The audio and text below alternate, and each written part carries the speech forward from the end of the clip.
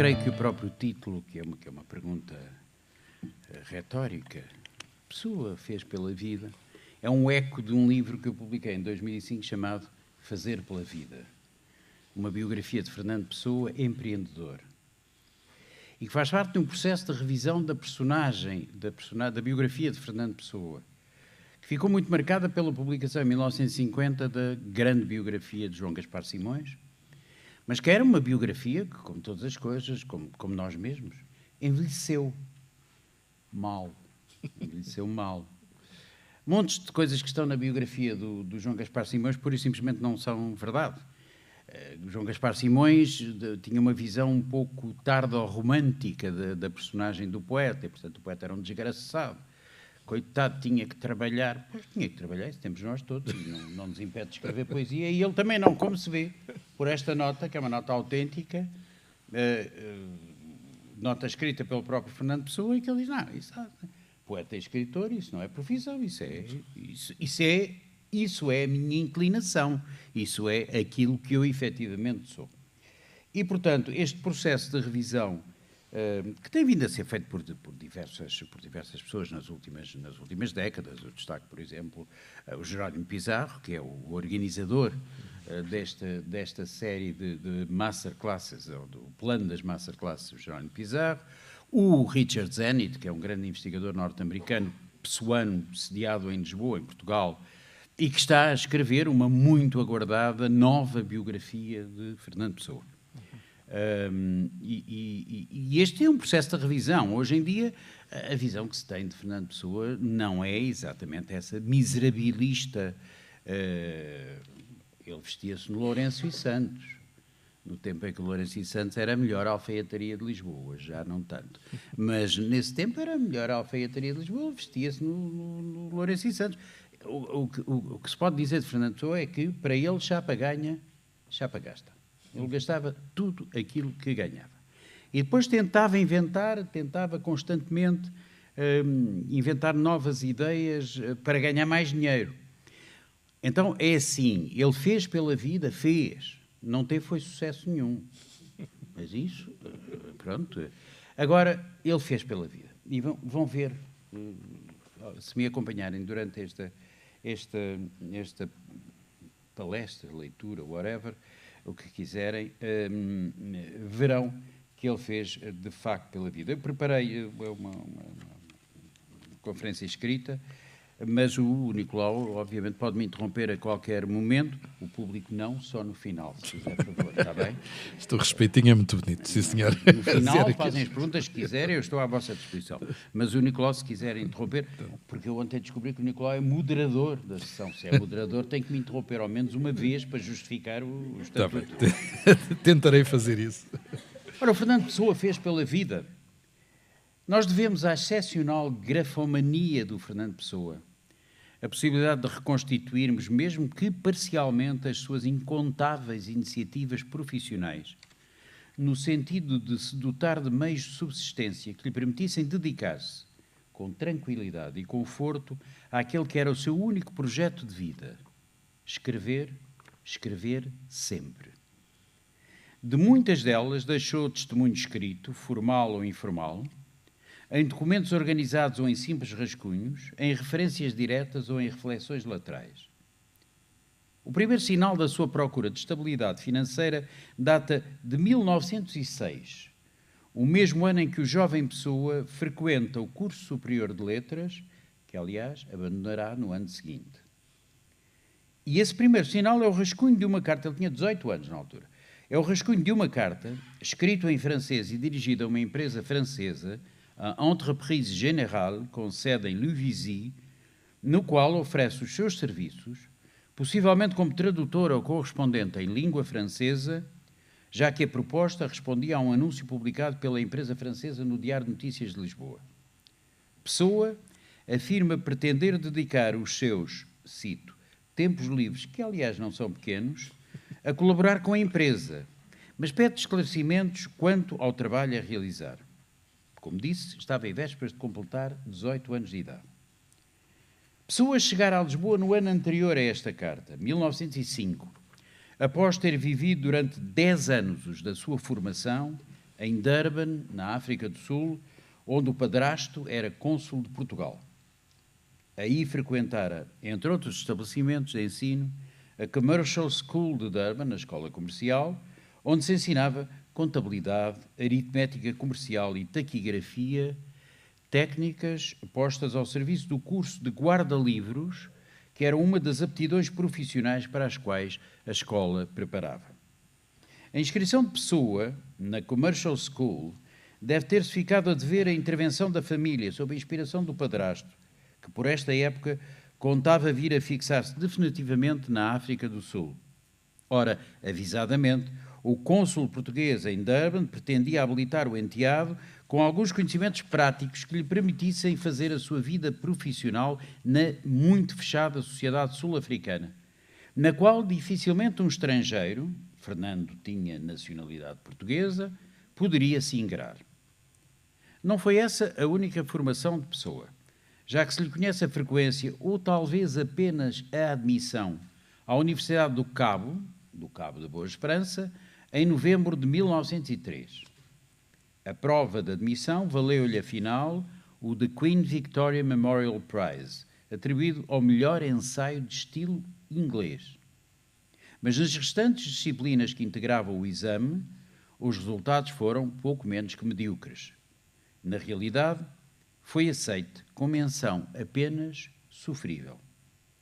Desastroso em física, aguentou-se em latim e francês, fraquejou na álgebra e na geometria. Apenas no domínio da língua inglesa e no convívio com a sua literatura, Pessoa transcendia a mediania.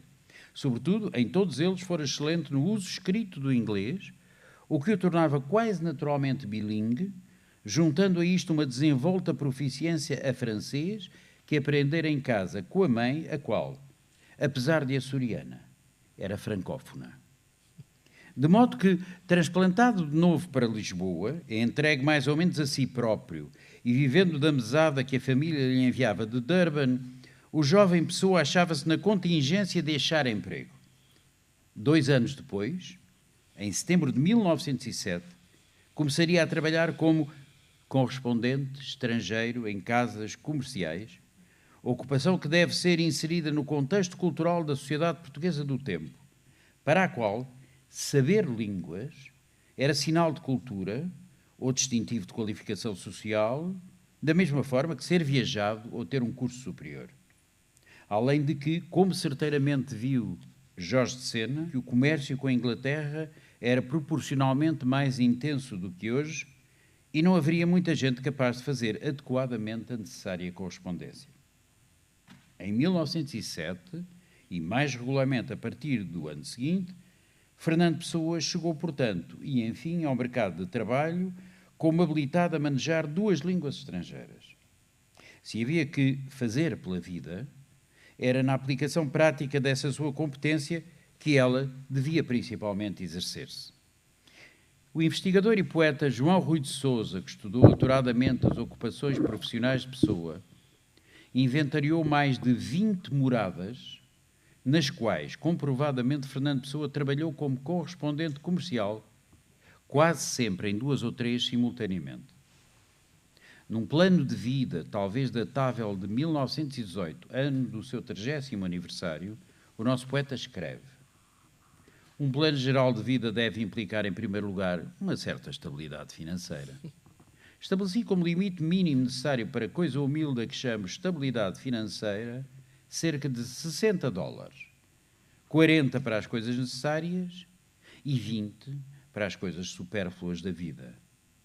A forma de o alcançar é adicionar aos $31 pagos pelos 2 escritórios outros $29, cuja origem ainda tem de ser determinada. Ser correspondente em línguas estrangeiras seria, portanto, a basezinha sobre a qual a Pessoa iria assentar a sua sobrevivência. E assim foi, sem falhas, até à sua morte em 1935. E, portanto, durante toda a sua vida ele continuou a manter-se sempre? Sempre. Nunca interrompeu. Foi sempre correspondente comercial em línguas estrangeiras, sobretudo em inglês, mas também em francês. E foi toda a vida, até ao fim, até 1935 foi. Embora tenha, como vamos ver a seguir, tentado muitas outras coisas, mas muitas e desvairadas coisas, aliás. Ora, dando como dificilmente ultrapassável o trabalho de João Rui de Sousa, Fernando Pessoa, empregado de escritório, sobretudo a partir da segunda edição, revista e aumentada, publicada em 2010, trabalho esse que repertoria quase exaustivamente os escritórios por onde o poeta passou, é sobre outras iniciativas de Fernando Pessoa, designadamente as comerciais, empresariais ou em nome individual, que me deterei no âmbito desta conferência. Falarei apenas do que foi empreendimento seu, mesmo que apenas sonhado, como os seus numerosos inventos. E abordarei ainda aspectos relacionados com algumas das suas outras tentativas para fazer dinheiro, por dever do ofício, ou sempre que lhe escasseavam os rendimentos regulares. Comecemos pela sua primeira iniciativa empresarial, lançada e pouco tempo depois falida, em 1909. A aquisição de uma tipografia em Porto Alegre e a criação da empresa Ibis, instalada em Lisboa, na Rua da Conceição da Glória, uma transversal da Avenida da Liberdade e uma transversal da rua onde eu vivo. Praticamente tão importante uma coisa como a outra. Poupo-vos os pormenores da árdua investigação que nos levou a conhecer hoje melhor os contornos desta operação. Basta que vos diga que, em 1909, ao atingir a maioridade, atenção, este dado é importantíssimo, a maioridade atingia-se aos 21 anos nesta altura. Aliás, quando eu cresci, ainda era aos 21 anos. Portanto, em 1909, ao atingir a maioridade, Fernando Pessoa entrou na posse da herança que lhe fora deixada pela avó Dona Dionísia, que morrera 2 anos antes, em 1907.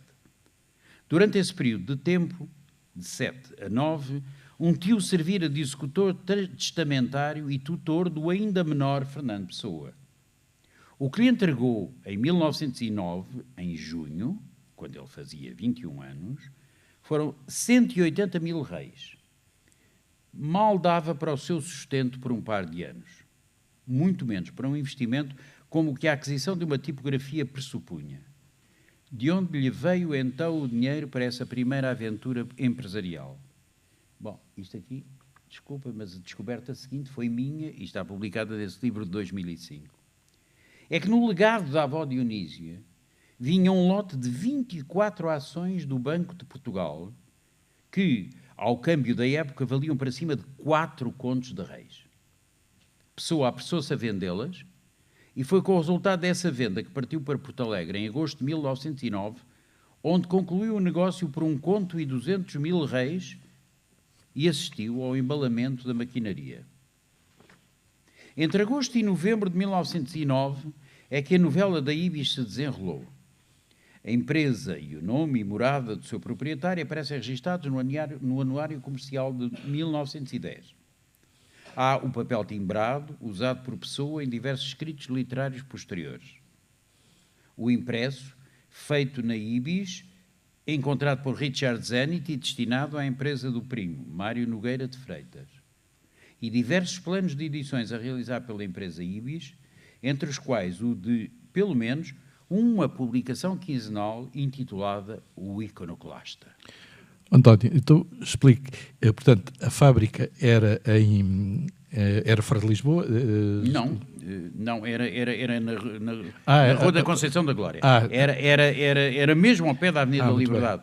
Foi ali que ele instalou, mas a tipografia foi comprá-la a Porto Alegre. Okay. Numa história que no meu livro também é contada em pormenor, muito extraordinária, uma coisa que vai à praça e a praça viu o leilão fica deserto e tal, e depois é publicado um anúncio num jornal de expressão nacional porque localmente não havia ninguém para comprar a tipografia que tinha ido à praça. E sai no século, e é aí que o Fernando Pessoa vê, mete-se no comboio, vai a Porto Alegre, comprar a tipografia. Mas a tipografia era em Évora? Em Porto Alegre. Em Porto Alegre. Estava instalada em Porto Alegre, mas foi uma empresa que faliu. Produzia lá e depois vendia cá. Exatamente.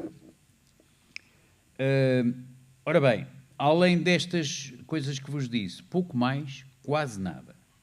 Mas há um par de anos, chegou-me às mãos fotocópia da primeira página de um jornal regional publicado no Algarve, em abril de 1910, o qual ostenta, no cabeçalho, a referência à empresa Ibis, sediada na Rua da Conceição da Glória, como lugar de impressão da Folha Noticiosa. Transcrevo do seu blog a informação que me foi prestada então pelo investigador Carlos M.E. Lopes, que não tenho o prazer de conhecer pessoalmente. Escreve ele no blog. Por essa altura, publicava-se em Loulé um semanário republicano chamado O Povo Algarvio, e precisamente em 9 de abril de 1910 saiu o número 31, onde, por baixo da identificação do proprietário, diretor e administrador, Paulo Madeira, se dizia ter sido o jornal composto e impresso na tipografia da empresa Ibis, na Rua da Conceição da Glória 3840, em Lisboa. Nesse mesmo jornal se publicita a Ibis, anunciando que se trata de uma tipografia e editora que imprime sobre vidro, seda, cetim, cortiça, arbustos e fitas funerárias. E durante algumas semanas, o Povo Algarvio foi impresso nessa tipografia. Assim sendo, não é verdade que a tipografia nunca tenha trabalhado ou que tenha fechado logo no início de 1910. Talvez pareça estranho que um jornal publicado no Algarve fosse impresso em Lisboa. Uma devassa mais apurada talvez pudesse encontrar outras encomendas do género ou explicação cabal para este desfazamento geográfico. Mas lá que aquela Ibis é do empresário Fernando Pessoa, disso não cabe qualquer dúvida. Era, no entanto, pouco. Tão pouco que menos de um ano depois já a tipografia passara para as mãos de uma empresa chamada Rodrigues e Piloto. E que poucos anos depois, num documento de novembro de 1914, Pessoa lamentava-se a propósito de se ter gorado a sua grotesca vontade de editar uma revista, outra revista, intitulada Europa. E sumiu-se a minha última veleidade de ser homem de ação. Comercial, outra vez. O fim seria do desastre inútil que a tipografia inaugurou. A Ibis não só lhe consumiram o capital recebido da herança da avó Dionísia, como lhe deixara dívidas, que por essa época andava a pagar em prestações mensais. É claro que os proventos regularmente auferidos nos escritórios em que trabalhava não chegavam para este descontrole financeiro. Há notícia de 2 empréstimos que lhe foram feitos pela mãe, em 1911, e nesse ano e no seguinte, Pessoa teve de se envolver em numerosas traduções para uma coleção lançada e dirigida por Warren Kellogg, um escritor e editor norte-americano que tinha atividades comerciais em Lisboa. Para a Biblioteca Internacional de Obras Célebres, editada pelo americano, traduziu então Alfred Tennyson, Luís de Góngora e Francisco Quevedo, Wordsworth, Kipling e Shelley, entre outros. Os proventos auferidos das numerosas traduções realizadas devem tê-lo ajudado a saldar diversas dívidas, como se infere de uma agenda de 1913, onde se registram pagamentos para arrumar débitos pendentes. Ele já achava que tinha pouco jeito para a vida prática. A anomia da Ibis deve tê-lo deixado prostrado. Como não poucas vezes lhe aconteceria na vida, quis largar tudo, possivelmente apavorado com as consequências da debacle iminente. E ou procurou vender a tipografia através de anúncio, ou aproveitou a ocasião que lhe terá chegado por mão de algum amigo ou familiar. Antes mesmo de cumprir o seu primeiro exercício, a tipografia da Ibis terá sido vendida. Durante a década de 1910, nunca o poeta deixaria de pensar em edições e editoras, tipografias e publicações. Em folhas manuscritas arrancadas a uma agenda de 1913, Pessoa vai acumulando desordenadamente ideias de projetos literários, quer só de tradução, de Tempest, a Tempestade e outras peças de Shakespeare, escreve ele, ou a versão para inglês dos sonetos de Camões, até artigos a publicar na revista Ocidente, cartas para o poeta irlandês Yeats, para Pascoais, Teixeira de Pascoais, uma carta extensa, escreve ele, e Afonso Duarte, sobre William Blake. Não há notícia destas cartas, era só o projeto das cartas. Ele achava que tinha que escrever estas cartas para o Pascoais, para o Afonso Duarte e tal. Ou ainda a participação no concurso de poesia da The Party Review. Nesse mesmo ano, em entrada do diário relativa a 18 de fevereiro, refere ter discutido com João Correia de Oliveira e Augusto Santa Rita o plano da minha revista literária lusitânia, plano completo, publicação de índole política, que nunca chegaria a sair.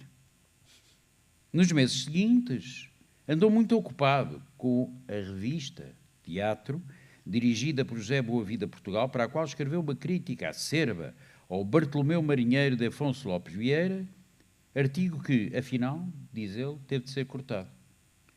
Ao editor Frank Palmer propôs a edição de 300 provérbios portugueses, por ele recolhidos e traduzidos, projeto que o início da Grande Guerra inviabilizou. Tinha com Domingos Garcia Polido o projeto de um panfleto semanal intitulado Jogo Franco, que seria republicano, anti-afoncista e antissocialista. Em 1915, Pessoa fizera parte do núcleo inicial de Orfeu e interessara-se diretamente pela viabilidade comercial da empresa. Em carta a Armando Cortes Rodrigues, de 4 de março de 1915, manifestava-se esperançado. Vamos a ver se conseguimos aguentar a revista até pelo menos ao 4º número, para que ao menos um volume fique formado. Mais adiante, dava uma lista de nomes junto dos quais pedia a intercessão do seu correspondente, Cortes Rodrigues, no sentido de arranjar assinaturas para Orfeu. E referia que, cito, temos de tratar afincadamente, como você compreende, da parte da administração da revista. Isto explica a ansiosa anotação sobre as primeiras vendas e assinaturas registada entre 24 e 27 de março de 1915. A revista saiu, o primeiro número do Orfeu saiu a 24 de março de 1915.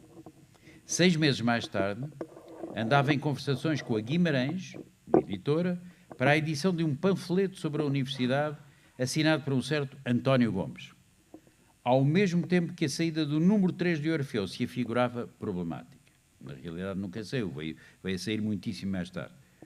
Em 1916, logo após o suicídio de Mário de Sá Carneiro, aparecia ligada à revista Exílio, de Augusto Santa Rita, e ao número único da revista Centauro, onde publicou os 14 sonetos de Passos da Cruz. E andara ocupadíssimo com as traduções de livros teosóficos, 6 no total, que lhe foram encomendadas pelo editor A.M. Teixeira, de uma livraria, para mim muito saudosa, chamada Livraria Clássica Editora, que era nos Restauradores, na Praça dos Restauradores, no sítio onde depois foi a Loja do Cidadão, e eu já não sei o quê, deve ser uma coisa de lingerie, talvez, não é?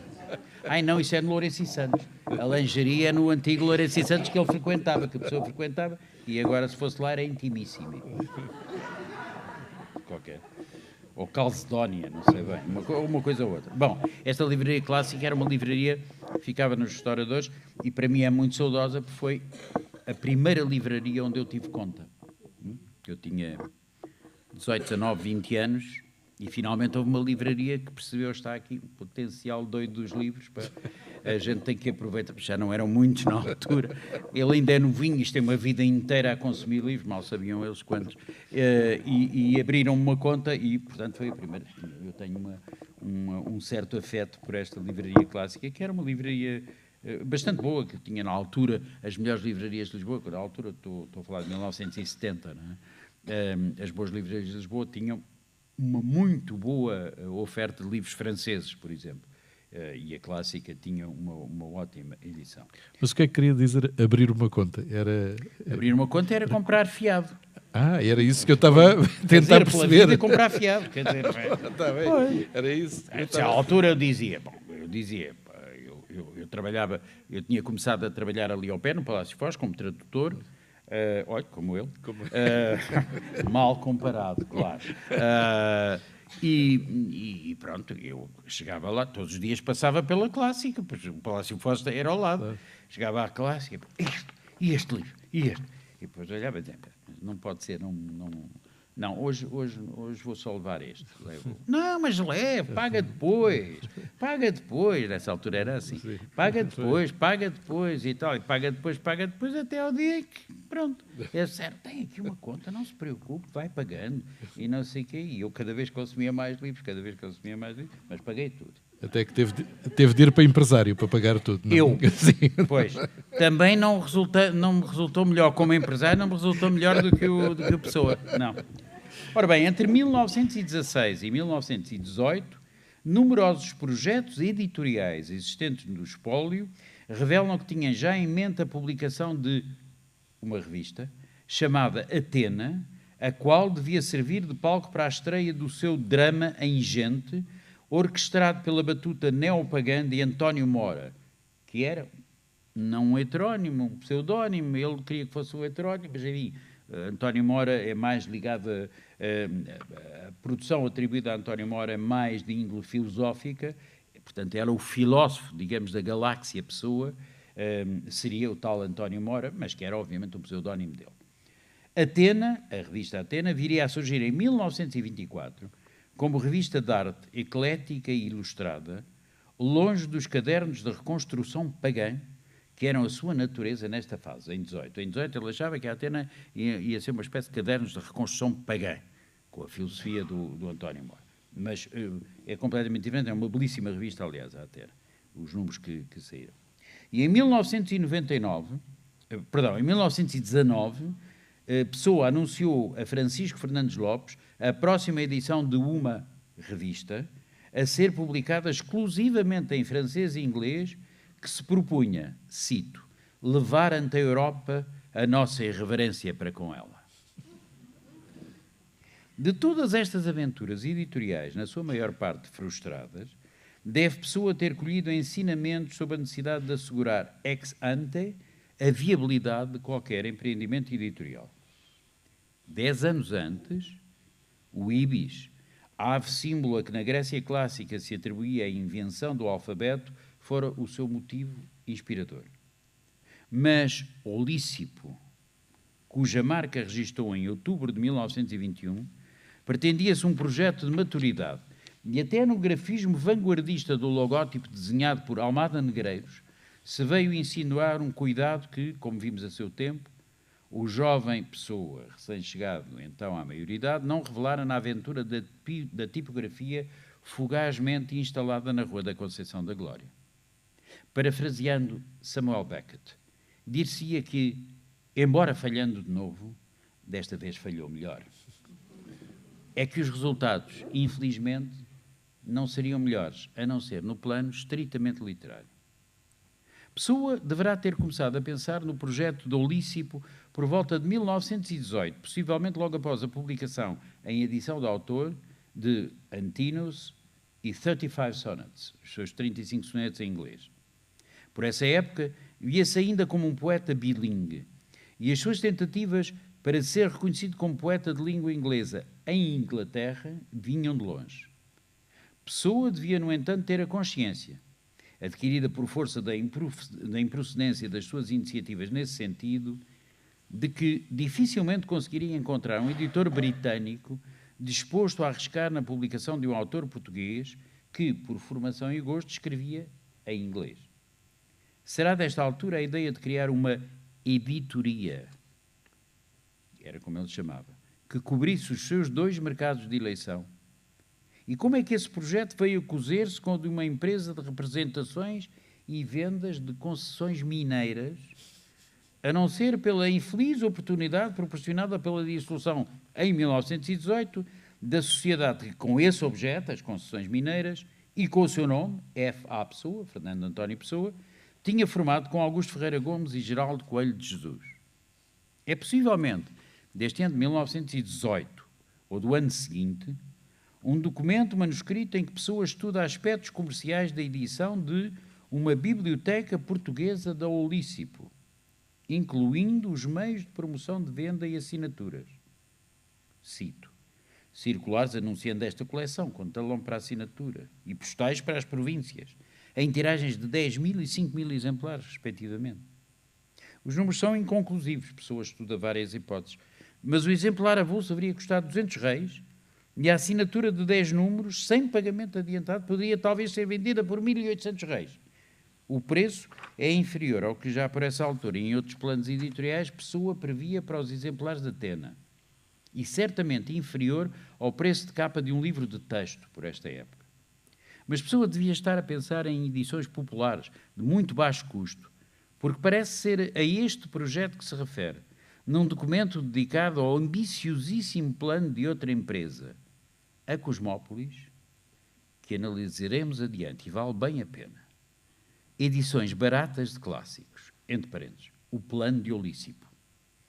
Pessoa deve ter mantido o projeto em lume brando durante o ano de 1920. Acabara de conhecer Ofélia de Queiroz, a mãe e os irmãos regressaram nesse ano à Europa, E ele muda, mais uma vez, a última, de casa, indo instalar-se na rua Coelho da Rocha, onde habitou até à morte. Mas o facto de não ter avançado logo não exclui que tenha refletido maduramente sobre todos os aspectos que a empresa envolvia. É mesmo possível que, nesse ano, tenha feito algumas demarches para pôr de pé a empresa, já que em carta de 11 de junho dirigida a Ofélia, se queixava do pouco ou nenhum apoio que lhe era prestado pelos outros sócios. Querem, em geral, que eu faça tudo. Que eu, além de ter as ideias e indicar a maneira de as organizar, me ocupo também de arranjar os capitais e de fazer quanto mais seja preciso para pôr a empresa em marcha. O que seria essa empresa, se é que se tratava já do projeto que viria a ganhar corpo com a Olícipo? Em primeiro lugar, claro, uma editora, a sua editora, em todos os sentidos, como adiante veremos. Mas Pessoa tinha outras ambições profissionais na vida. Desde há muitos anos que, por influência do primo Mário Nogueira de Freitas, o poeta se interessava pelo negócio das minas, recolhendo material, acumulando contactos e identificando oportunidades de negócios. Por estimulante que fosse o projeto editorial, Pessoa não contava largar da mão aquilo que ele acreditava poder vir a ser um riquíssimo filão a explorar. Por fim, a sua imaginação febril não parava de projetar inventos, alguns deles francamente mirabolantes, com os quais pensava podia vir a ganhar bom dinheiro. Nas notas de 1913, já mencionadas, não incluíra ele um sistema de taquigrafia para typewriter. Já está. E que dizer da anotação jogo de futebol para mesa, nas mesmas folhas. Os matraquitos só viriam a ser inventados em 1935. Hein? Portanto, isto é muito, muito à frente. Jogo de futebol para mesa. Não se sabe bem em que é que consistia, porque eu só fazia estas coisas, estava tudo na cabeça dele. Mas de facto, os matraquitos só foram inventados em 35, no País Basco. Uma espécie de Da Vinci, Era, imaginar claro, absolutamente, mas é isso mesmo. O documento intitulado Detalhes de Organização tenta pôr em ordem estas atividades aparentemente desgarradas, que ocupavam o seu espírito empreendedor. As três vertentes da atividade da empresa, da Olícipo, seriam então a editoria, incluindo direção, publicidade e vendas. Todos os assuntos relativos à propaganda de produtos portugueses, e isso seria a Companhia de Produtos Portugueses. Finalmente, todos os outros assuntos tratados individualmente. A frase é dele, não é minha. Todos os outros assuntos tratados individualmente, desde os de venda de patentes em nome individual, aos de importação especial, não se sabe de quê, e aos ocasionais, os assuntos ocasionais, e a frase é dele, conforme convenha ao calho. Num loop lógico muito característico da sua escrita demonstrativa, apõe em rodapé a seguinte nota. Logo que o Olícipo possa estar organizada definitivamente, é que a perfeita divisão destes trabalhos se poderá efetuar. A secção terceira do mesmo documento, Detalhes da Organização, refere-se aos aspectos propriamente comerciais da atividade editorial. Pessoa estima que uma edição de 1000 exemplares, vendida por inteiro e descontadas todas as despesas, dará à empresa um lucro de entre 40% a 60% do capital empregado na edição. A estimativa é feita para uma só edição. Pessoa admite que, havendo diversas edições, e apesar de uma quebra nas vendas de alguns títulos, mesmo assim, cito, uma empresa editorial assim orientada dará 25% a 30% ao ano de rendimento ao capital empregado nela. Isto é um return on investment absolutamente... O que seria verdadeiramente extraordinário, diga-se desde já aí à parte, 25% a 30% de ROI é uma coisa um pouco extraordinária. Mais interessante ainda, é outro documento que constitui um autêntico plano editorial da Olícipo. É aqui que, já sem prudência nenhuma, Pessoa enumera os títulos de uma editoria ideal, é assim que ele chama, que seria a concretizar-se quase um one-man show. Vejamos. Dos 55 títulos aí referidos, Pessoa, ele próprio, ou alguns dos seus heterónimos, tinha intervenção, autoria ou tradução em 31. O ortónimo, Pessoa, ficava com as traduções para português de Shakespeare, Coleridge, Edgar Allan Poe e para inglês de Espronceda, Camões, Antero de Quental. O heterónimo Ricardo Reis, ele, assinaria as traduções dos poemas de Safo e de Alceu, de Prometeu agrilhoado de Quésquilo, dos poemas de uma antologia grega e de A Política, de Aristóteles. Thomas Cross, outro nome de plume dele, traduziria os poemas de Alberto Queiro para inglês. E Rafael Baldeia, outro ainda, comentaria as trovas do Bandarra. Deste vasto plano, foram dados à estampa, entre finais de 1921 e o primeiro trimestre de 1923, 4 títulos, dos quais apenas um, Sodoma Divinizada, de Raul Leal, não constava das listas.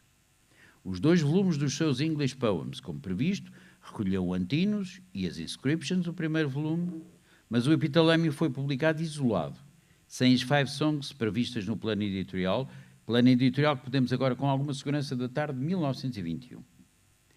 Não existe, na imprensa da época, qualquer referência relevante a estes títulos, pela mesma razão que se torna razoável estimar que eles pouco ou nada tenham vendido.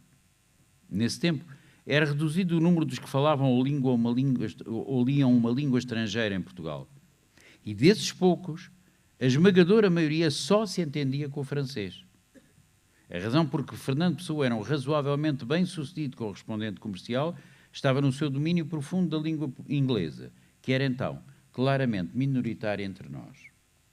Mesmo a terminar o ano de 1921, a Olícipo editou o seu segundo título, o poema em prosa A Invenção do Dia Claro, de Almada Negreiros, que fora dado em forma de conferência no verão desse ano na Liga Naval. E logo no início de 1922, a editora lançou em livraria a segunda edição aumentada das Canções de António Boto, que continham um retrato emblemático do autor e a transcrição de uma carta elogiosa escrita por Teixeira de Pascoais em junho de 1921. Mas a publicação de um artigo de Pessoa no número 3 da Revista Contemporânea, editada em julho de 22, o célebre ensaio António Boto e o Ideal Estético em Portugal, louvando em termos entusiásticos a obra de Boto, desatou uma polémica que havia de se revelar fatal para a Olícipo. No seu artigo, Pessoa saudava em António Boto, cito, o único poeta português dos que conhecidamente escrevem a quem a designação de esteta se pode aplicar sem dissonância. Ora, a obra de Boto era um hino erótico de aberta preferência homossexual, coisa que precisamente era o que, para Pessoa, distinguia o instinto estético do instinto sexual. Um homem, escrevia ele, se se guiar pelo instinto sexual e não pelo instinto estético, cantará, como poeta, só o corpo feminino.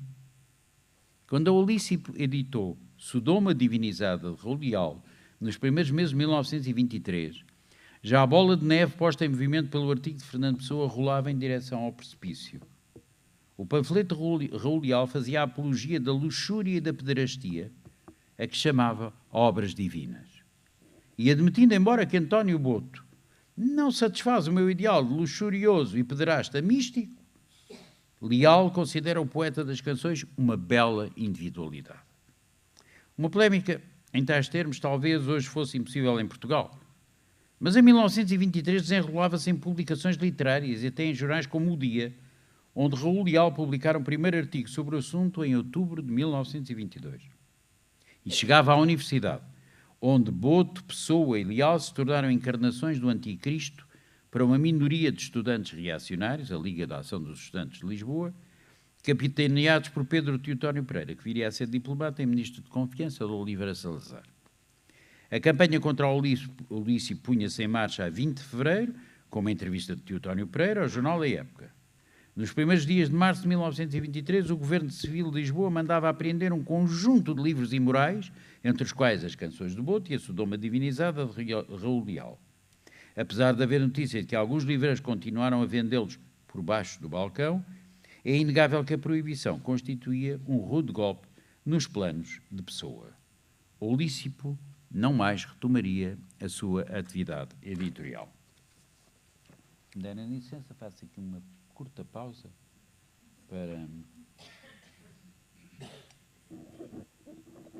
para não ir por água abaixo como a Olícipo. Sabe-se, no entanto, que, fiel à sua ideia original quanto ao alargamento da atividade editorial do Lícipo, Pessoa tentara a viabilização através de iniciativas de índole mais diretamente comercial, para lá das ligadas ao negócio de intermediação de minas e concessões mineiras, que, em nome do Lícipo, ele vinha fazendo desde meados de 1921. Em 1920, elaboraram um draft manuscrito daquilo que poderia ser um almanaque português para 1921, que tanto incluiria informações úteis, hotéis, companhias de seguro, consulados, como artigos sobre a política portuguesa, salários e a exploração mineira. Estava ao rubro o seu interesse pelas indústrias extrativas, como veremos no outro lugar. Este rascunho não parece ter tido qualquer sequência. Uma iniciativa mais consistente foi a da proposta datada de fevereiro de 1922, cujo destinatário se desconhece, para a organização e publicação de um álbum de Portugal a propósito da realização da exposição do Rio de Janeiro, na qual o nosso país, viria a ter participação destacada. Trata-se de um documento datilografado de 4 páginas, dividido em 3 secções com numeração romana e, escreve Pessoa, apesar do pouco tempo disponível que me dei entre o início, supondo o imediato, da organização do trabalho e a abertura da exposição, o projeto a que dá corpo é de vasta ambição editorial. 2 volumes encadernados, de formato grande, uma tiragem de 25.000 exemplares, um limite mínimo, mais qualquer outra coisa, escreve ele. Custos de produção estimados em 500 contos, uma soma astronómica para a época. O álbum de Portugal destinava-se à propaganda vívida e interessante do país, e o seu proponente estimava o lucro líquido da edição em 300 contos, embora, um pouco perdido nos números, escreva à máquina um zero a mais. A atividade editorial do Oulipo extinguiu-se, portanto, em 1923.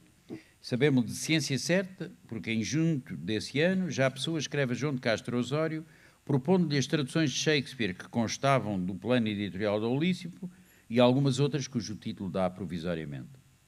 O poeta propõe a Castro Osório ainda condições de remuneração, 20% sobre o preço de capa, pagos contra a entrega do manuscrito, e pede um adiantamento de 2.000 escudos, que muita falta lhe deviam fazer, possivelmente para acudir a encargos contraídos com as edições da Lícipo. Porque é claro que o impacto da Lícipo na vida portuguesa, na vida cultural portuguesa, foi, com certeza, muito superior à sua rendibilidade económica. Peça de uma estratégia de afirmação de uma nova sensibilidade modernista, em ruptura com as práticas e os interditos da literatura dominante em Portugal nas décadas de 1910 e 1920, a editora de Pessoa sobreviveu ao seu próprio eclipse. Em certo sentido, cumpriu o que dela esperava o poeta, embora só muito parcialmente.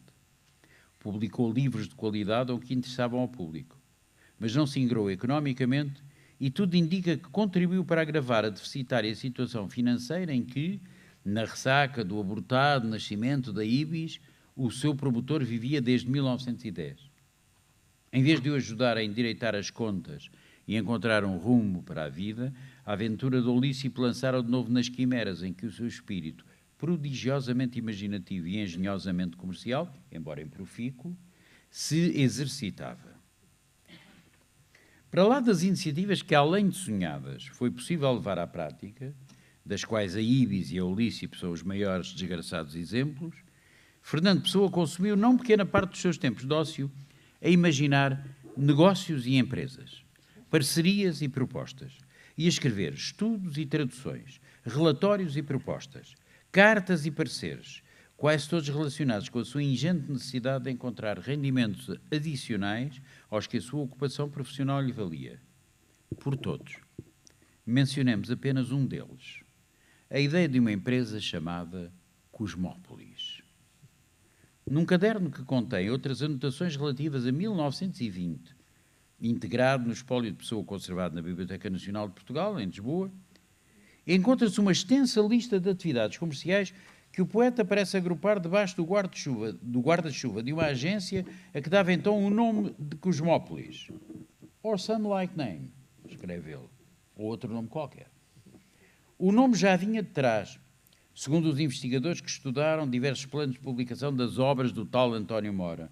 Por exemplo, o projeto de publicação dos Cadernos da Reconstrução Pagã aparecia já integrado num conjunto de edições da Cosmópolis, talvez por volta de 1916. Deve ser por isso que Richard Zenit considera que Cosmópolis pode ter sido um primeiro nome da Olícipo, antes que Pessoa assentasse ideias quanto ao nome definitivo. Na biografia reconstituível desta década da vida de Pessoa, a que vai do fracasso da tipografia Ibis em 1910 até ao aparecimento da Olícipo em 22, são muitos e por vezes sobrepostos os nomes que o poeta vai inventando para designar projetos comerciais ou literários. Ibis é seguramente o mais conhecido deles. Recobre uma realidade que chegou a ter existência comercial, embora efêmera, entre finais de 1909 e, pelo menos, meados de 1910, na sequência dos primeiros contactos de Pessoa com a atividade comercial. Ibis, a tipografia, o seu nome, era indissociável da própria personalidade que o engendrou, porque a si próprio Pessoa se via como um ibis, ave do deserto, amoroso correspondente de Ofélia de Queiroz e personagem de fábula em brincadeiras tardias com os sobrinhos. Mas, além disto, há ainda outros nomes: Lusitânia, Europa, Atena, Orfeu ou Lícipo. Mas o plano de atividades a que me refiro, descrito como notas para a sua organização, a de Cosmópolis, não tem paralelo com nenhum outro que conheçamos, pela extensão e pelo âmbito. Estende-se por 11 páginas, de um caderno de folhas quadriculadas em formato A4, e enumera, sem preocupação de hierarquia, nada mais, nada menos que o número de teclas de um piano. 88 ideias sobre a atividade da agência. Destas, apenas uma pequena parte se refere a edições de livros. Aparentemente trata-se mais uma daquelas listas em que o espólio do poeta é pródigo. Em Pessoa há listas e mais listas. Listas de tarefas a cumprir, de dívidas por saldar, de livros a adquirir, de ideias a desenvolver, de objetos a vender para tentar fazer dinheiro, de minas de cobre e de wolframio, de importadores de cortiça e de agências comerciais, de livrarias portuguesas e inglesas, de diretórios e dicionários, de temas a abordar em artigos sobre comércio, de perguntas a dirigir a alguém, de investigações a promover, de negócios a explorar, de inventos e de patentes, etc, etc, etc. São listas e listas e listas e listas e mais listas. Mas esta lista, que é admissível pensarmos ter sido escrita de um jacto, estudei bastante este documento. Deve ter sido, à data do meu livro, o investigador que tinha estudado mais este documento. Tinha encontrado o documento, tinha estudado e tinha analisado. E claro que, como devem imaginar, não sou grafólogo, eu não consigo decifrar a caligrafia das pessoas. Agora, este documento é inequívoco.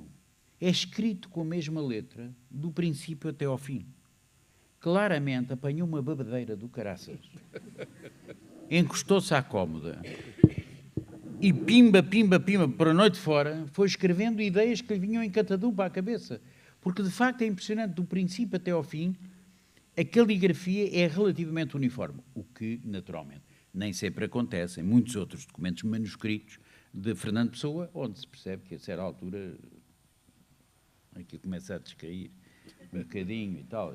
Mas aqui não, é impressionante, porque, embora, repito, não fiz uma análise grafológica, para a qual não estou habilitado, mas tenho a sensação que esta lista poderá ter sido escrita de um jacto.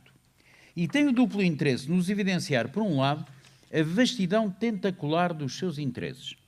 Por outro, a variedade de oportunidades comerciais que andavam na cabeça do empreendedor Pessoa por volta de 1920. Vale a pena espreitar para dentro desta arca em forma escrita. Aparentemente, Cosmópolis devia ser uma agência geral para tratar de todos os negócios aqui referidos e todos os outros que viessem a talho de foice. Podia ou não englobar a atividade editorial. Seja como for, pelo menos à data da escrita, Pessoa via Cosmópolis como uma umbrella de todas essas atividades, o que nem sequer deve surpreender-nos se tivermos presente que nele todos os projetos, mesmo os de índole estritamente literária, acabam por ter uma declinação comercial. Na verdade, Cosmópolis é um projeto à medida do próprio nome.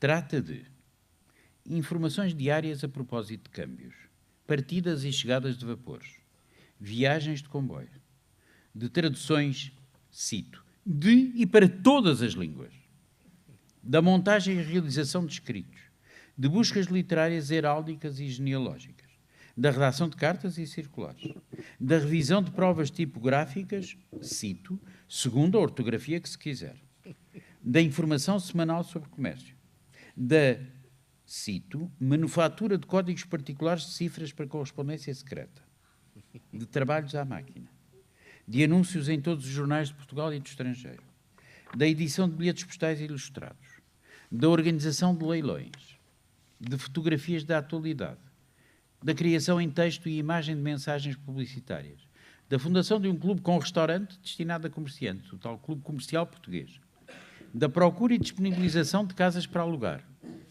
do fornecimento de citações, de minas e patentes, de ideias para nomes de marcas e até para títulos de livros, de um novo sistema de estenografia que designa por aristografia, de projetos de toda a espécie, incluindo de arquitetura e engenharia, da criação de uma sala de leitura, de orçamentos e relatórios, da compra e venda de concessões coloniais, de uma biblioteca de empréstimo, Lending Library, da propaganda geral de Portugal no estrangeiro, da edição de um anuário geral de Portugal e colónias, da criação de passaportes da Cosmópolis.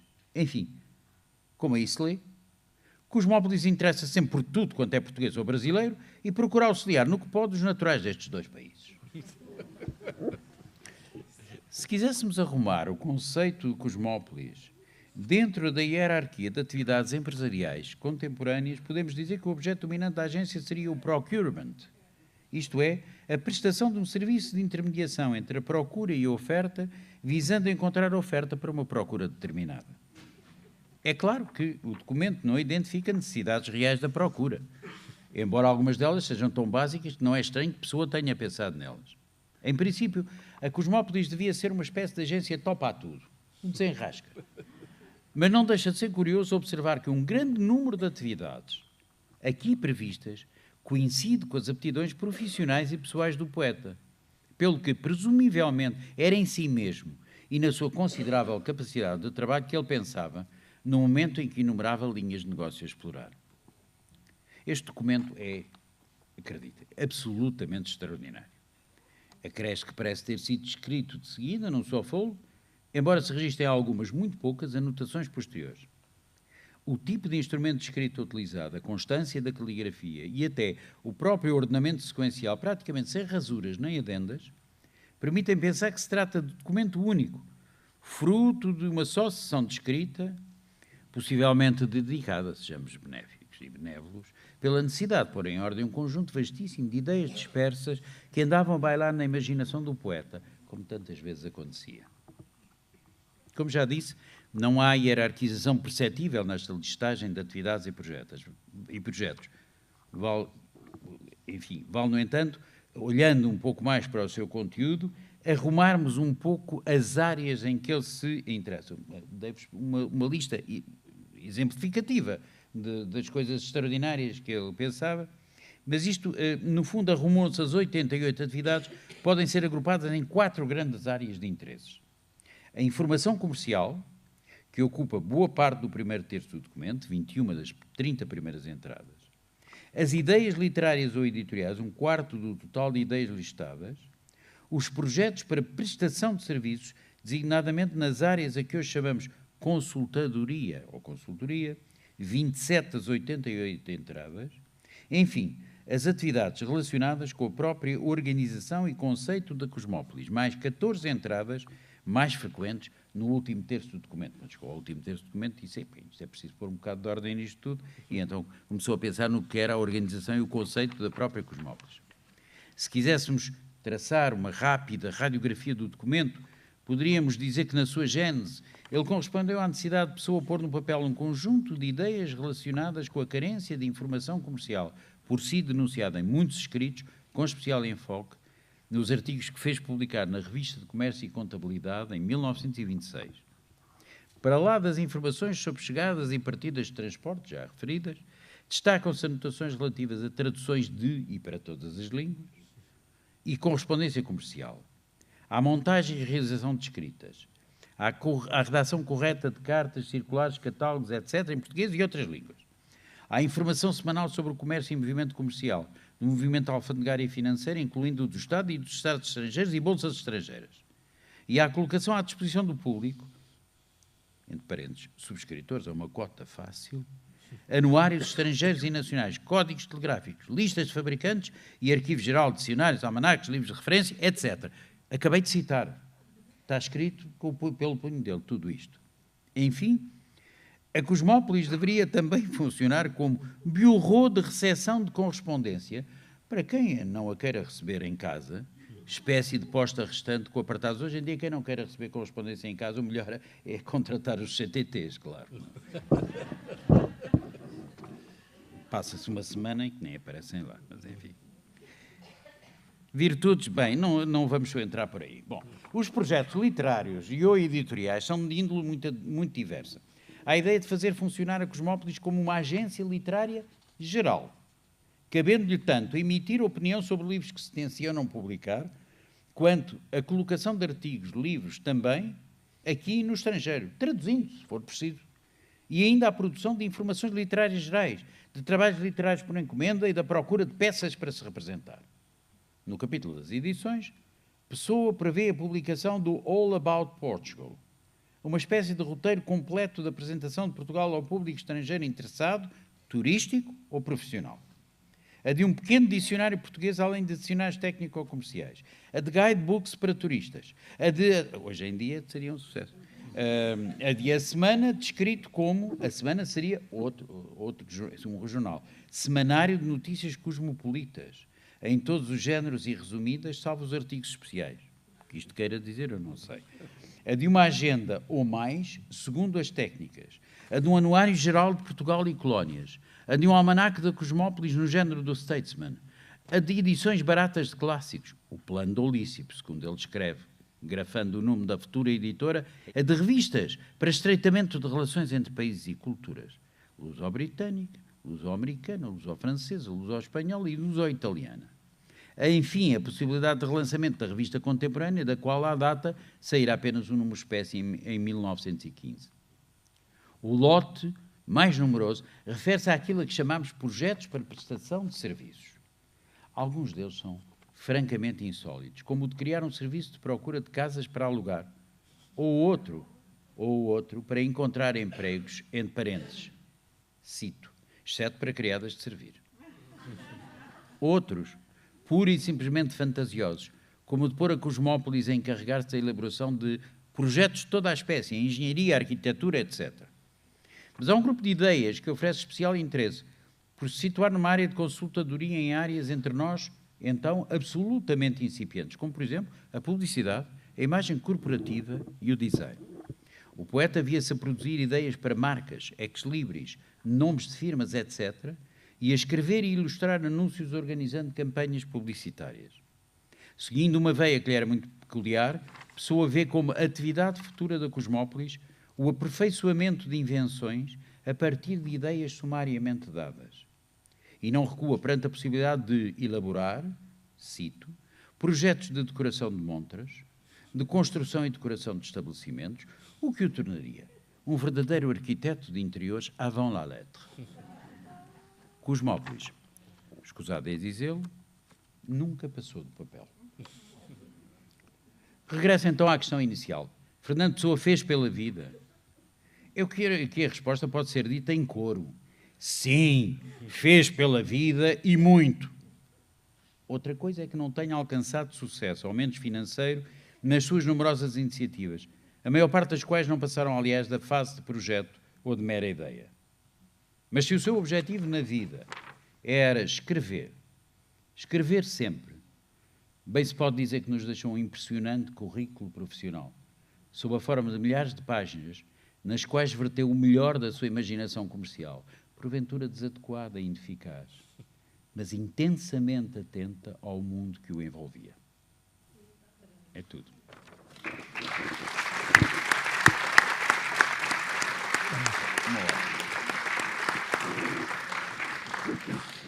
Muito obrigado, António, por esta fascinante digressão pela vida não poética de Fernando Pessoa.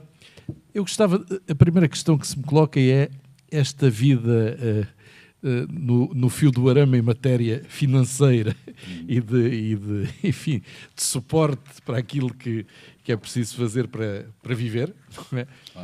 Não parece ter contaminado nunca a poesia de Pessoa.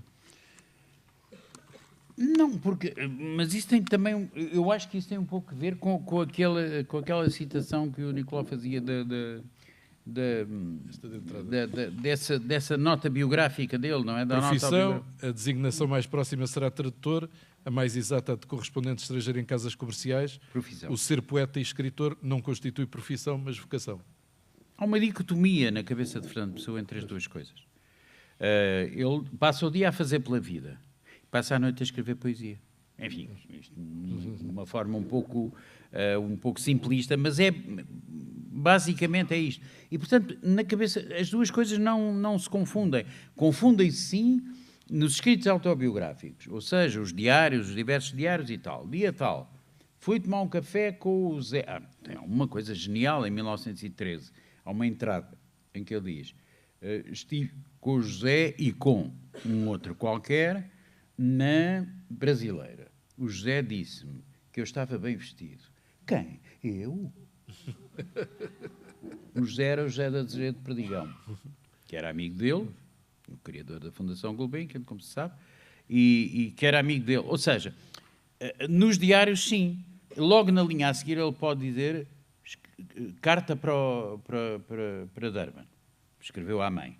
E depois logo a seguir diz: comecei um poema de não sei o que mais. E depois pode meter 3 versos de um poema, uma ideia. Ou seja, não a nível da escrita, mas na realidade existe na cabeça dele uma separação muito clara entre as coisas.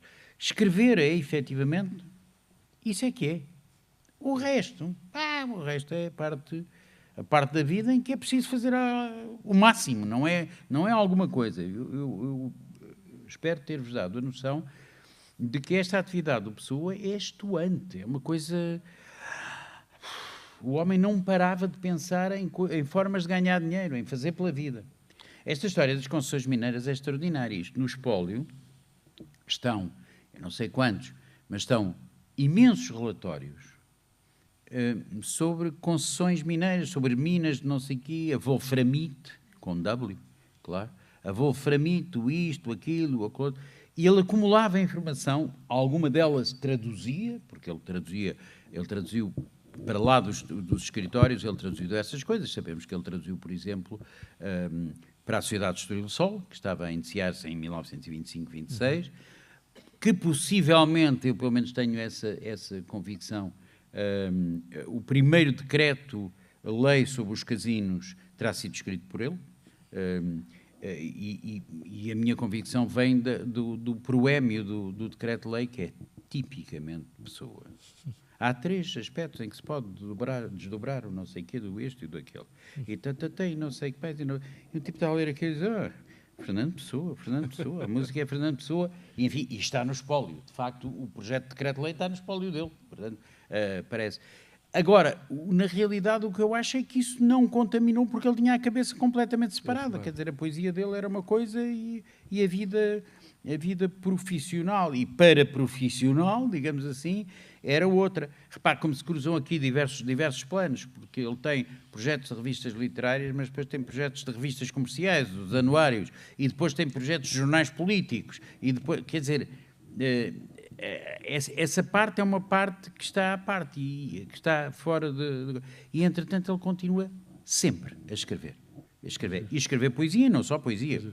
Poesia, prosa, reflexões filosóficas, manifestos, cartas ao Salazar, não sei o quê, as coisas mais extraordinárias que fazem parte da produção literária dele.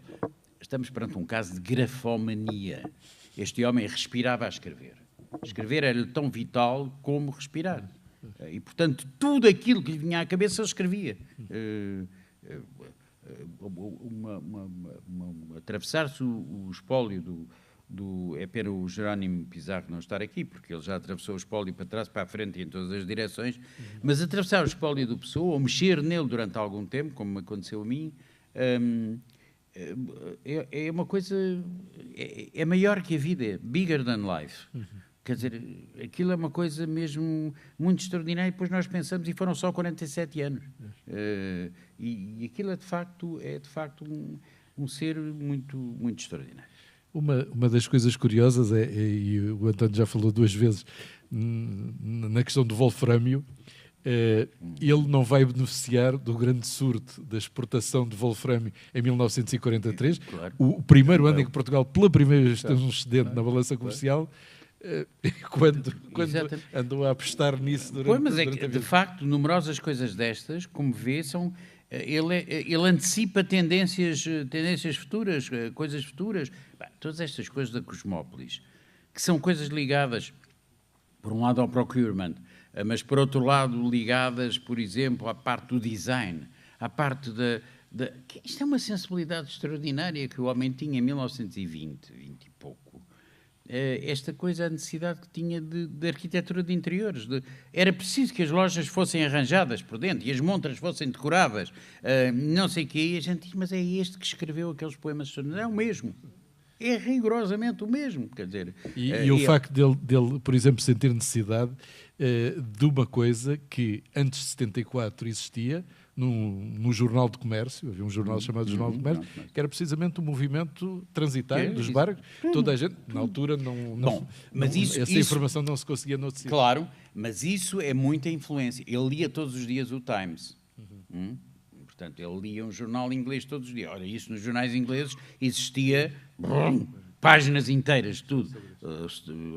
As cotações da Bolsa, os movimentos transitários, as partidas e chegadas, o não sei o quê, não sei, tudo isso existia. Aliás, eu lembro de quando eu era miúdo, nos jornais portugueses havia uma página, no Diário de Notícias, pelo menos havia, no século creio também, mas no Diário de Notícias de certeza, que era uma página que tinha essas coisas todas, esse tipo de informações, e tinha esse título genial, que é Partidas e Chegadas.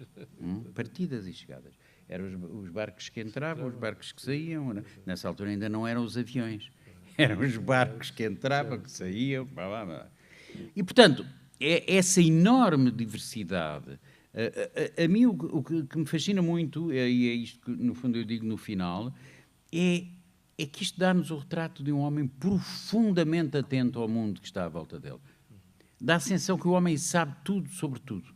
Enfim, é obviamente uma ilusão, mas que ele interessa-se por tudo. A curiosidade dele é insaciável, não é? É evidente que nós podemos dizer, bom, para isso contribuiu o facto de ele não ter vida própria, ou ter uma pequena vida própria, enfim, uma rotação mínima na vida dele, porque, enfim, teve uma namorada putativa, quer dizer, não foi mais do que um projeto de namoro, não é? Uma coisa... Também um projeto não concretizado, ao que parece. Um projeto de namoro com a Ofélia de Queiroz e tal, e depois a Ofélia um dia fugiu porque ele encostou à parede e quis beijá-la e ela fugiu também, estavam bem um para o outro. E, portanto... não teve vida propriamente, não tinha vida familiar, porque a vida familiar que ele tem, curiosamente, os registros que nós temos são mais dos anos finais da vida, quando ele vai estar com as sobrinhas e com isto, e com os primos e com os miúdos mais pequenos com quem ele brincava e para os quais inventava anedotas, fábulas e fingia que era o Ibis, alçava a perna para ser o Ibis, aqui está o Ibis e tal. Bom... mas, portanto, era um homem que tinha muito pouco tempo ocupado com as chamadas figuras impostas, não é? Quer dizer, não tinha figuras impostas, ele era só figuras livres. Aquilo era só improvisar e figuras livres.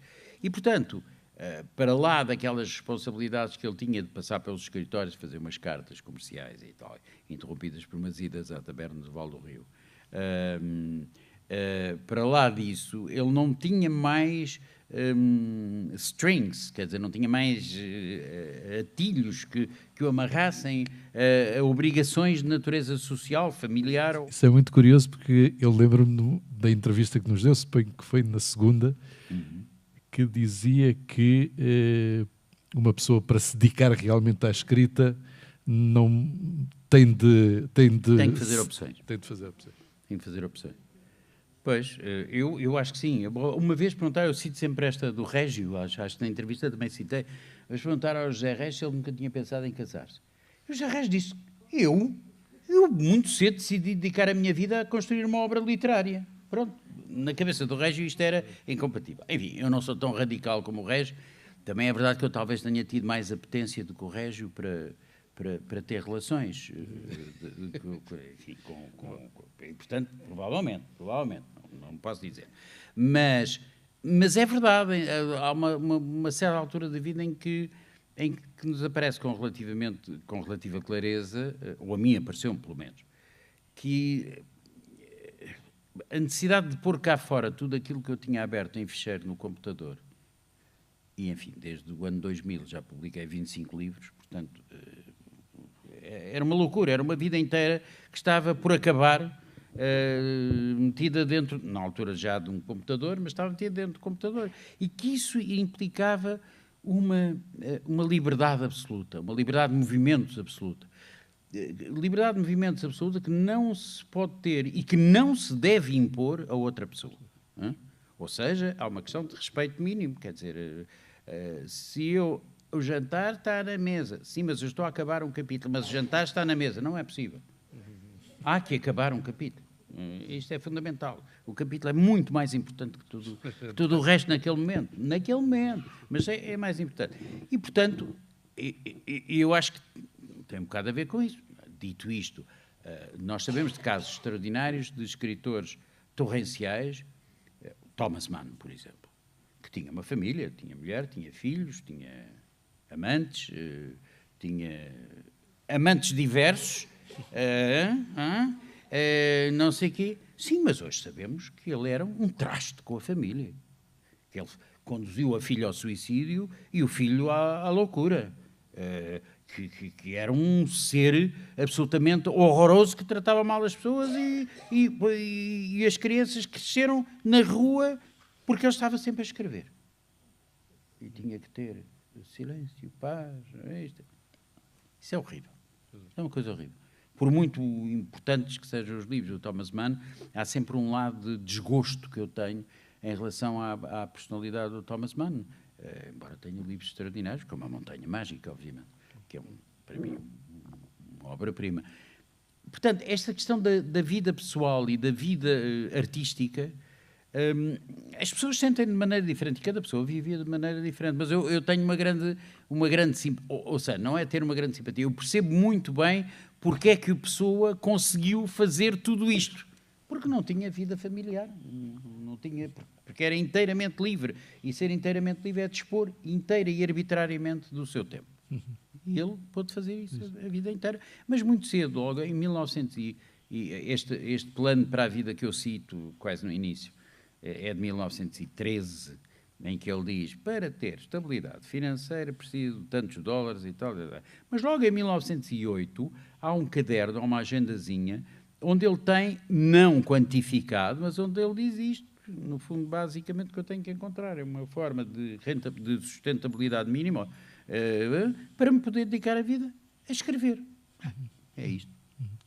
Na conferência da semana passada com a Ana Luísa Amaral, uma das questões que eu coloquei foi se o facto de Fernando Pessoa dominar muito bem o inglês, provavelmente melhor que o francês, se isso teria tido uma influência positiva na sua escrita. Claro. E agora, para além de poder gostar que respondesse Porquê também é que isso... a Clarice Lispector escreve aquele português do outro mundo? Nenhum de nós, português, que tenha o português como língua materna, consegue escrever como a Clarice Lispector. Não apenas pela visão, mas pela qualidade da escrita. Aquela qualidade da escrita veio da extraterritorialidade dela. Ela era ucraniana de nascimento. Em casa, até à maioridade, enquanto os pais foram vivos, só falavam em ucraniano. E depois ela escreve em português. E o português que ela escreve é um português para lá de... Está para lá de... Porque há um... Eu acredito, aliás, logo no prefácio dos poemas ingleses, publicados em 84, numa edição da Ática, claro, o Jorge de Sena, que era também ele um anglófono, formula isso pela primeira vez. Ele diz que a qualidade da escrita do Pessoa, o português estranho do Pessoa, porque o português do Pessoa ninguém escreve assim. O português do Pessoa é imediatamente reconhecível. Começa-se a dizer um poema do Pessoa e imediatamente, ou então um texto em prosa, e imediatamente é reconhecível. E é reconhecível porquê? Porque é uma música. E essa música, eu acho que tem muito a ver com essa distância. Outro caso evidente. Nabokov. Vladimir Nabokov, que era um russo, um grande, um enorme escritor russo, exila-se depois da Revolução Bolchevique, vem para o Ocidente, primeiro está na Alemanha, depois está em Paris, e depois vai para os Estados Unidos, onde se estabelece nos início dos anos 40, 1940.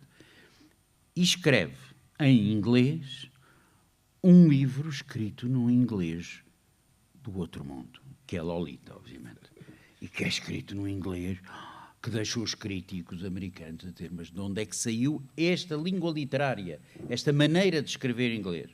E o tema também. O tema também.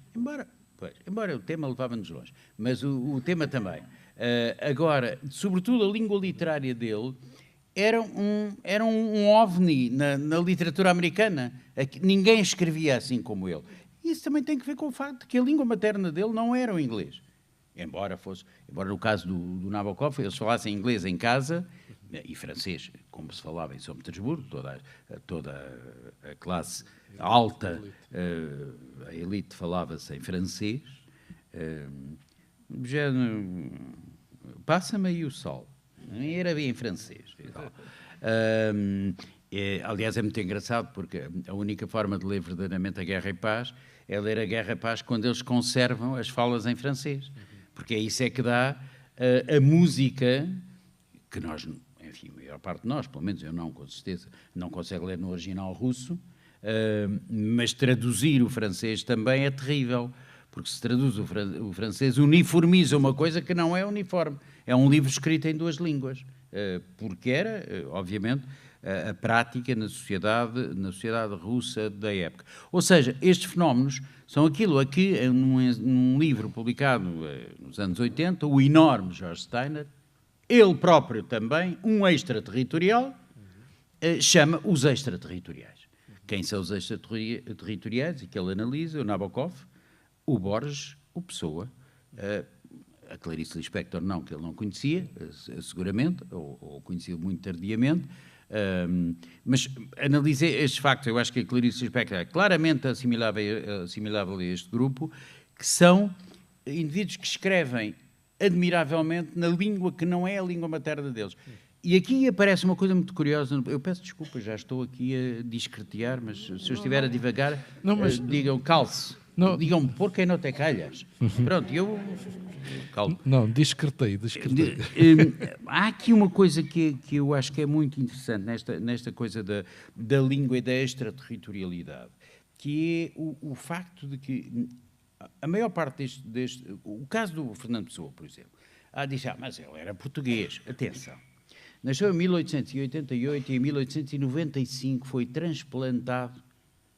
Um dia escreveu, em 1914, salvo erro, tem uma carta, talvez ao Armando Cortes Rodrigues, em que diz: porque você não imagina o que é ter crescido e sido formado sob a influência de uma grande cultura estrangeira. Você não imagina. Ou seja, ele era um miúdo português que foi transplantado para uma cultura e uma civilização anglófona, claramente, que é educado nisso. E depois aqui há uma coisa muito engraçada. Com certeza que já ouviram uma frase que é muitas vezes citada: Fernando Pessoa, a minha pátria é a língua portuguesa. Pois, mas ele não quis dizer nada daquilo que lhe atribuem. Não há nenhuma reivindicação nacionalista nisto. Reparem, essa frase está num documento de 1907. Em 1907, ele tem 19 anos de idade. E o que ele diz é... O texto onde essa frase aparece diz: voltei a um país onde não tenho a família, onde não tenho isto, onde não tenho aquilo, onde não tenho cá, A minha pátria é a língua portuguesa. Ou seja, a pátria que eu tenho que reinventar é a minha própria língua. É isto que ele quer dizer. Não quer dizer, não é nenhuma afirmação de lusofonia. Essa coisa me deixa doente, a lusofonia. Não há lusofonia. A lusofonia é o que nós, portugueses, falamos. É a nossa língua. O resto não é lusofonia. É angolofonia, brasilofonia, etc., etc., porque cada povo autónomo fala a sua língua, não, a sua variante da língua portuguesa, que é uma base, mas que não é hoje nada mais do que uma base. Importantíssimo. No nosso caso, é a base materna. Não é? Mas no caso deles também. No Brasil a língua é o português, não há outra coisa senão o português. Bom, e portanto, esta história da minha pátria, a língua portuguesa, é muito interessante, ou seja, denota, a meu ver, isto de que temos estado aqui a abordar, a história. Ele, de repente, aos 19 anos de idade, percebe-se, eu não tenho nexo com nada, não estou ligado a nada, não tenho a minha família próxima não está cá, está na África do Sul e despachou-me para Lisboa, despachou-me uma forma... É uma forma como um adolescente vê a coisa, não é? O adolescente vê a coisa assim, não é? Eles viram-se livros de mim, mandaram para cá, para o curso superior de letras, que é uma chatice, onde ele andou meia dúzia de meses e depois veio-se embora, que não gramava aquilo. E, portanto, neste texto ele diz, não tenho isto, não tenho isto, não tenho... A minha pátria é a língua portuguesa. E depois tem uma coisa muito engraçada, porque ele diz mais ou menos, não me lembro exatamente da frase, mas a ideia é esta: eu era capaz de matar por alguém cometer um erro de português. Não é? Ou seja, ele diz, a minha identidade é a língua portuguesa. É a única identidade que eu tenho é esta. O facto de ter nascido em Lisboa deixa-me indiferente, o facto de ser português não quer saber disso para nada, porém a língua portuguesa, essa que sim é o meu elemento de identidade mais forte e mais fundamental. Ele estava sempre a ferver, estava a ferver de ideias, a ferver de curiosidade, etc, etc. Quer dizer, quando nós vemos, e o que nós hoje conhecemos da Biblioteca de Fernando Pessoa é uma pequena parte daquilo que foi a Biblioteca de Fernando Pessoa. São os 1200 e tal livros que estão conservados na Casa de Fernando Pessoa, que foi a biblioteca final. Ou seja, quando morreu, na Casa da Coelho da Rocha estavam 1200 livros. Porém, nós sabemos que ao longo de toda a vida, de vez em quando ele fazia listas de livros que ia pôr em consignação. Isto é, quando estava teso, vendia livros que ele tinha lá em casa. Há listas maravilhosas. Se formos por aí fora, claro que não podemos encontrá-las todas, mas reconstituímos conjeturalmente aquilo que era a biblioteca virtual do Pessoa, que são os 1200 mais aqueles todos que passaram por lá. Estiveram lá, esses livros estiveram lá e ele depois vendeu-os. Pôs em consignação, olha, na tal Clássica, por exemplo, ele punha livros em consignação, na Clássica, na parceria António Maria Pereira, etc, etc, que eram as livrarias que ele frequentava. Depois chegava lá um dia com uma malinha com livros e dizia, olha, ficam cá em consignação. Há consignação, como se dizia. Portanto, se venderem, dão-me o dinheiro, se não venderem, paciência e tal. E, portanto, quando nós vemos a lista, mesmo só a lista que está publicada no site da Casa Fernando Pessoa, dos 1200 que lá estão, bom, aquilo é uma loucura, não é? A diversidade de coisas que ali estão, mais outros livros que ao longo da vida ele vai referendo na correspondência, por exemplo, refere imensos livros e tal. Portanto, uma enorme diversidade. Portanto, era um ser de uma curiosidade absolutamente insaciável. E essa curiosidade depois transferia-se, como era um grafómano, cada vez que tinha uma ideia, escrevia. Bolsava para o papel sobre aquelas ideias. A imagem que eu posso encontrar é esta. E dir-me-ão, você está aí a falar de uma maneira do Fernando Pessoa, estou a falar da única maneira que se pode e deve falar de uma figura extraordinária como Fernando Pessoa. Estou a falar dele como um ser humano. Com tudo, com os vícios, com as taras, com isto, com aquilo e com o outro, ele foi um extraordinário ser humano. Ele não foi um boneco animado como resulta das primeiras biografias dele. Não foi uma coisa reinventada pelos críticos. Não, ele foi isto tudo, foi esta variedade. Desde 1984, que nós sabíamos esta história de Lourenço e Santos, por exemplo. E a história de Lourenço e Santos é muito engraçada. Porque há uma fatura de 1932, que a Maria José de Lancastre revelou na fotobiografia pela primeira vez em 1984, e nós vamos fazer as contas e a conversão. E a conta que ele tinha no Lourenço e Santos era uma coisa.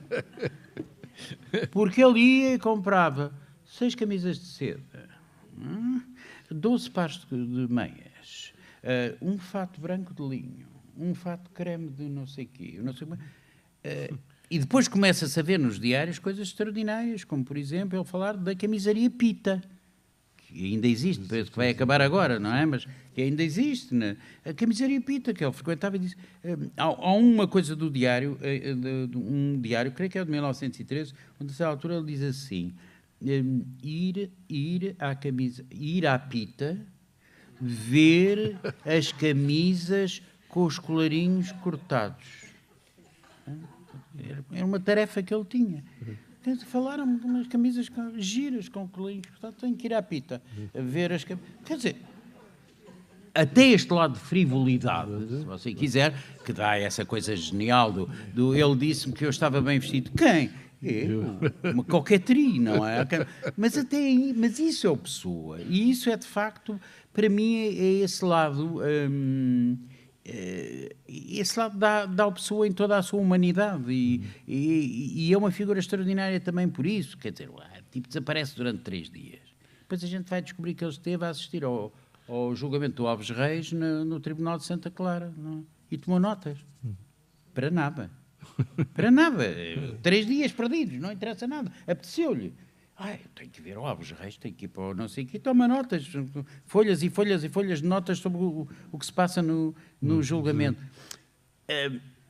E eu acho que esta diversidade são a humanidade dele e é uma figura para mim intensamente fascinante, é uma das figuras do século XX mais fascinantes de portugueses.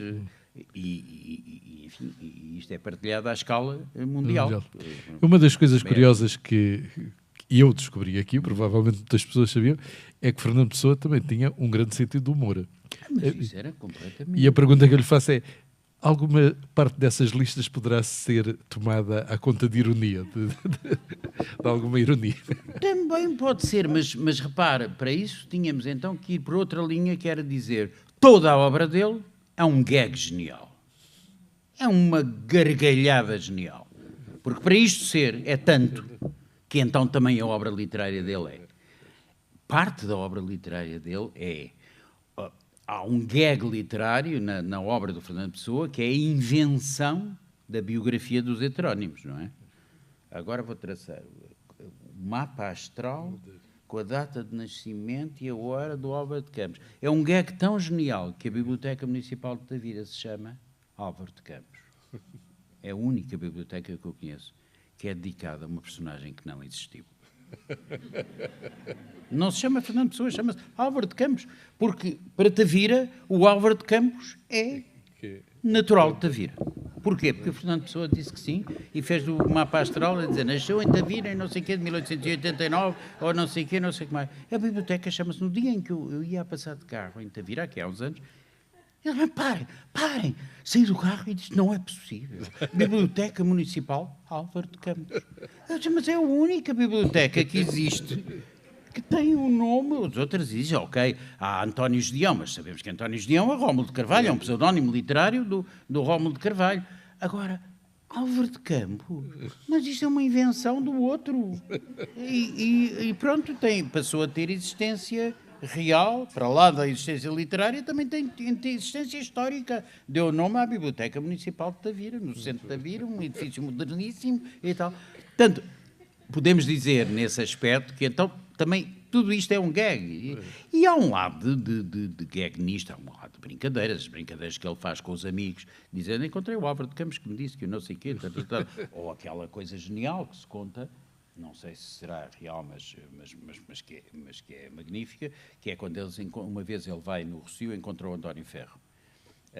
Que o António Ferro tinha estado muito ligado ao Orfeu, ao modernismo, evidentemente, como esteve, e o Pessoa diz, Ferro, você já leu o Álvaro de Campos, já leu o Álvaro de Campos, exatamente, Álvaro de Campos, do qual não tinha ainda publicado nada, não é? Em nome do Álvaro de Campos. E o Ferro diz, já é magnífico.